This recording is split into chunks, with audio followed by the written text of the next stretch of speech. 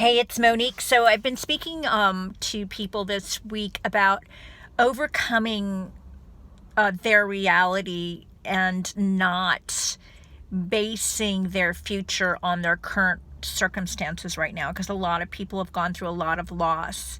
And how does one attach to a future when the current circumstances seem so deep with grief and loss?